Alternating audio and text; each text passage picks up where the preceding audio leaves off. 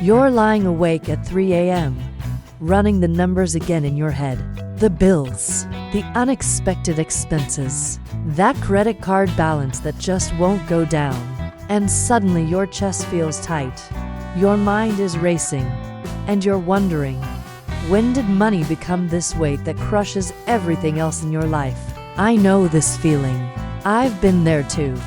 That moment when you realize you're not just worried about money anymore. You're consumed by it. It's affecting how you show up for your kids, your relationships, even how you see yourself. You snap at people you love.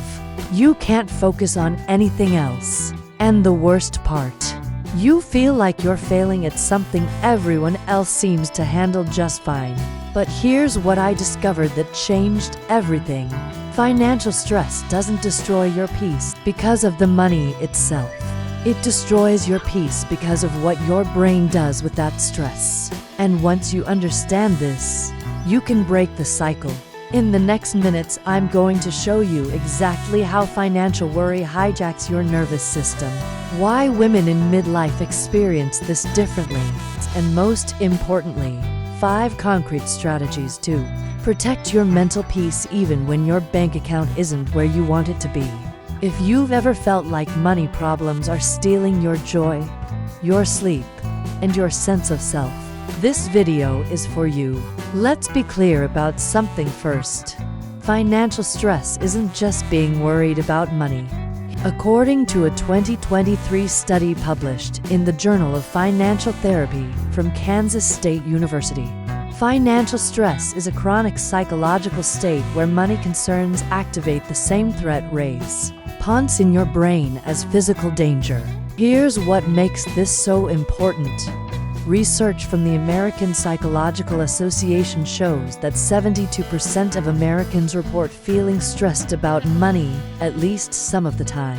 But for women aged 45 to 54, this number jumps to 81%.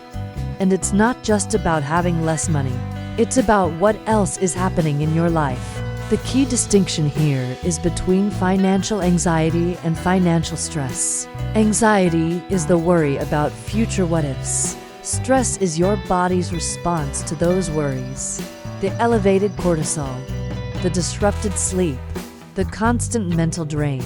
You can have financial anxiety without it destroying your peace. But when it turns into chronic stress, that's when your nervous system gets stuck in overdrive. And here's what most people don't tell you. Your relationship with financial stress is valid. You're not overreacting. Your brain is doing exactly what it's designed to do. It's just doing it too much, for too long. Let me walk you through 5 signs that financial stress has moved beyond normal concern and is actively destroying your peace of mind. Sign number 1. You can't be present in the moment. You're at dinner with friends, but you're mentally calculating if you can afford to be there. You're watching a movie, but your mind drifts to next month's rent. If every moment of joy gets interrupted by money thoughts, that's not discipline, that's hijacking. Sign number 2. You avoid looking at your accounts. Financial avoidance is real. You stop checking your bank balance. You don't open bills. You ignore statements. It feels safer not to know. But this avoidance actually increases your stress because your brain fills in the blanks with worst-case scenarios. Sign number 3. Physical symptoms you can't explain. Tension headaches, stomach issues, insomnia, jaw clenching. A 2022 study from the Journal of Occupational Health Psychology found that financial stress manifests in physical symptoms in 68% of cases. Your body is keeping the score even when you try to push it down. Sign number 4. You're irritable with people you love. You snap at your kids over small things. You withdraw from your partner. You have no patience for anyone's problems because you're drowning in your own. Financial stress doesn't stay contained. It bleeds into every relationship. Sign number 5. You've stopped doing things that bring you joy.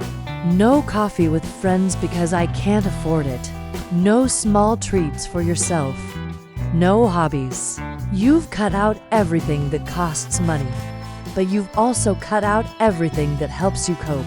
And that's when financial stress becomes a prison. If you're nodding along to 3 or more of these, you're not alone. And this is exactly why we need to talk about what's actually happening in your brain. So why does financial stress hit women in midlife so differently? Why does it feel like it's not just about the numbers? First, let's talk about the perfect storm of midlife transitions.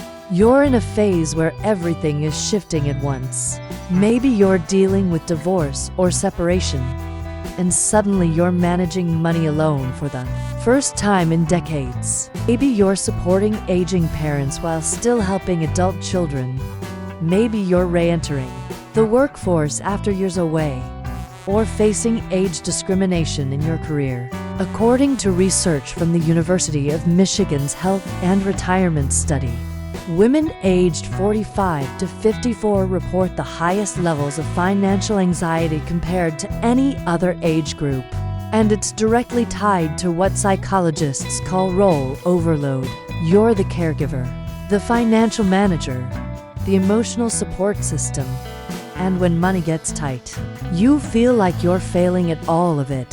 Here's the deeper psychological piece. Many women in this age group were raised with conflicting messages about money. You were told to be independent, but also that talking about money is unladylike. You were expected to contribute financially, but also to prioritize everyone else's needs first. So when financial stress hits, it triggers shame. This feeling that you should have it together by now. Dr. Brad Klontz, a financial psychologist, calls this money scripts. The unconscious beliefs about money we absorbed in childhood. And for many midlife women, those scripts sound like, good women don't prioritize money, or if I'm struggling financially, I'm failing as an adult. Add to this the fact that women experience what researchers call financial trauma at higher rates. Past experiences of financial abuse, control, or instability that make current money stress trigger old wounds. Your reaction to today's financial stress isn't just about today. It's about every time you felt powerless around money. That's why this feels so overwhelming. It's not just the bills. It's the weight of everything those bills represent. Now let's talk about what's actually happening in your brain when financial stress takes over. Because understanding this is key to breaking free. When you worry about money, your amygdala, the brain's threat detection center, lights up like you're facing physical danger. Neuroscientists at Stanford University found that financial stress activates the same neural pathways as social rejection and physical pain. Your brain literally cannot tell the difference between a predator chasing you and a bill you can't pay. Here's where it gets worse. Chronic financial stress keeps your amygdala in a state of hyperactivation. This means your prefrontal cortex, the part of your brain responsible for rational decision-making, planning, and emotional regulation, gets suppressed. That's why when you're stressed about money, you can't think clearly. You make impulsive decisions. You can't see solutions that might be right in front of you. It's not a character flaw. It's your nervous system stuck in survival mode. Research published in Psychological Science shows that financial stress reduces cognitive function by the equivalent of losing 13 IQ points. Think about that. The stress itself is making it harder for you to solve the problem. And here's the kicker. Your parasympathetic nervous system, the rest and digest system that's supposed to calm you down, can't activate when your amygdala is firing constantly. So you're stuck in fight or flight with no off switch. Your cortisol levels stay elevated.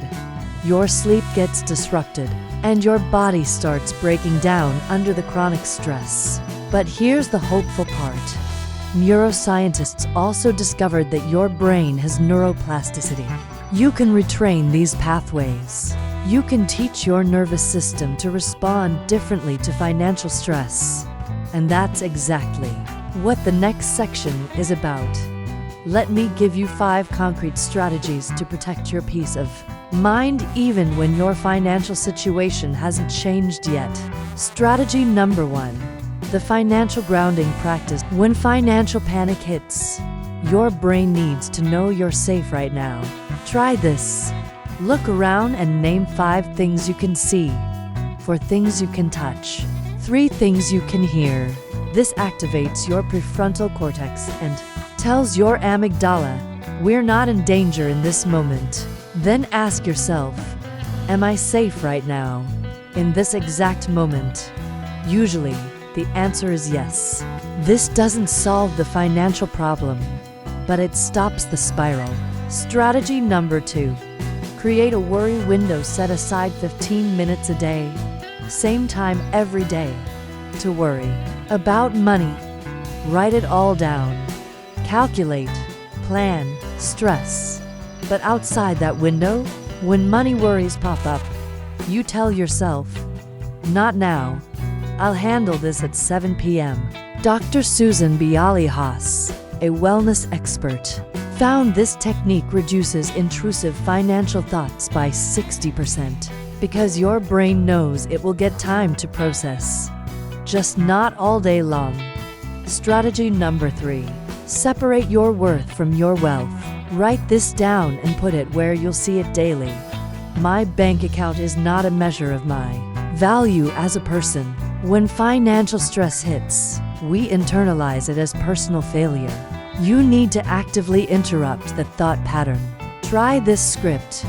I am in a difficult financial season, and I am still worthy of peace, love, and respect. Strategy number 4. The enough for today mindset. Instead of catastrophizing about the future, ask yourself each morning, do I have enough for today? Not next month. Not next year. Today. Food? Yes. Shelter? Yes. Safety? Yes. This isn't about ignoring real problems. It's about preventing your brain from living in constant future threat mode. You can plan for tomorrow without drowning in tomorrow's worries today. Strategy number 5. Build your peace budget. This is counterintuitive but critical. Identify 2 to 3 low-cost things that genuinely restore your nervous system.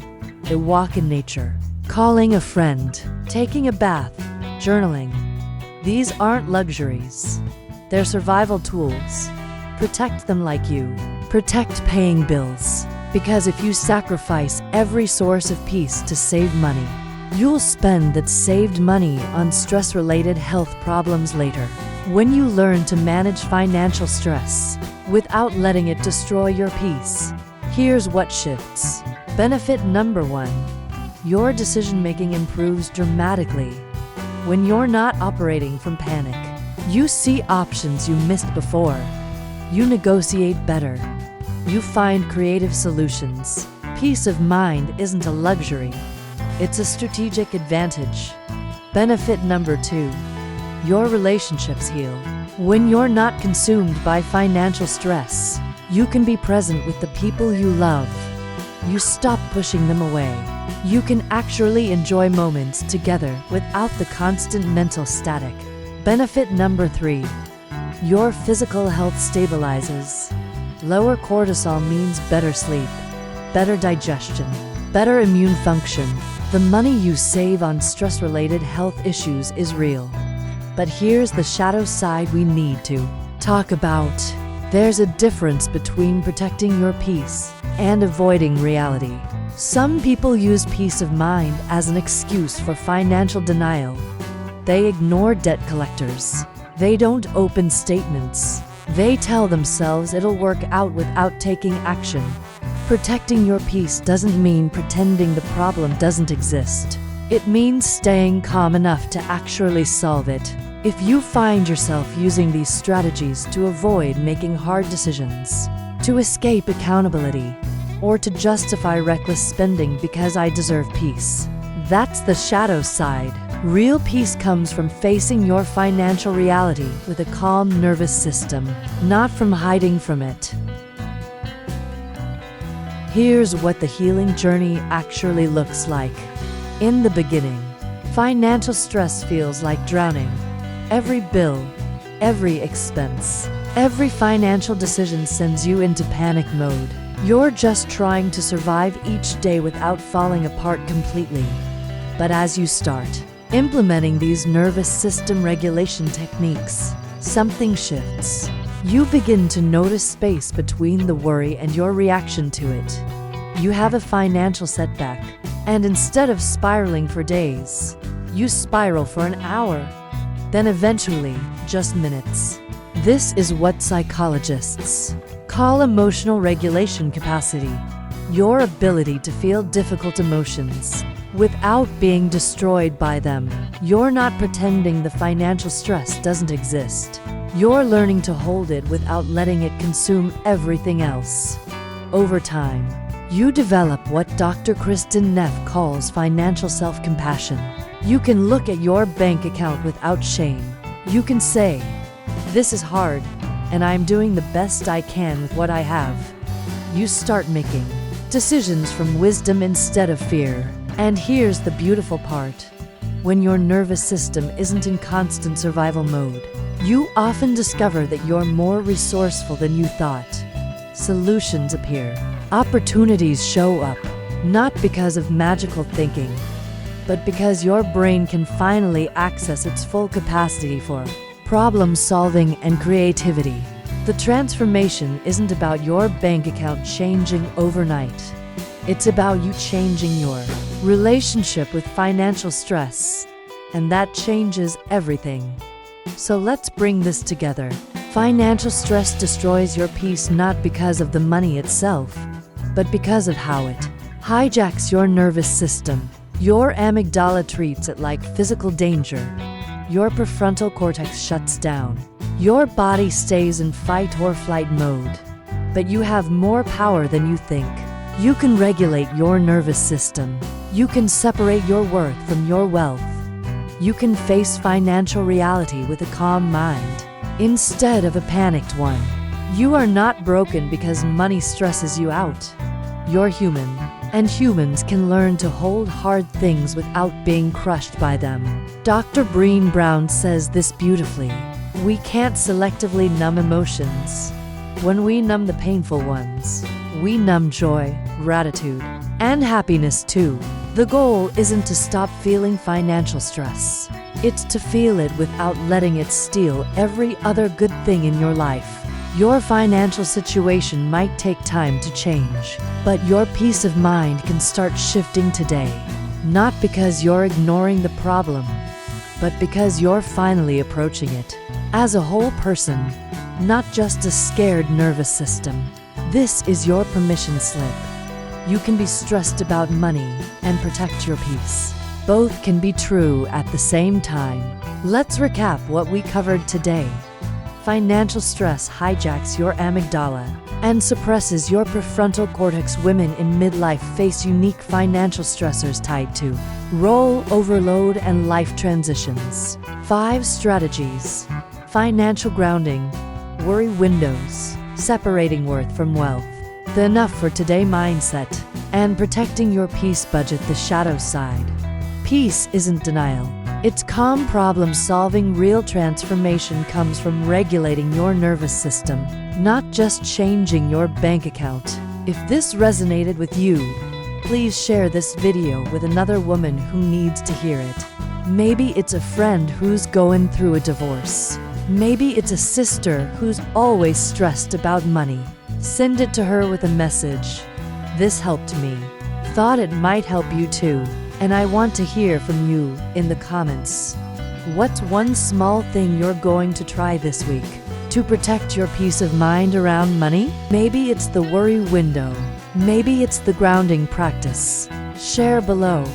Your comment might be exactly what someone else needs to read today. If you haven't subscribed yet, hit that button. We're building a community of women who refuse to let life's struggles steal their peace. Next week, I'm talking about how to set boundaries when family members ask for money. You won't want to miss that.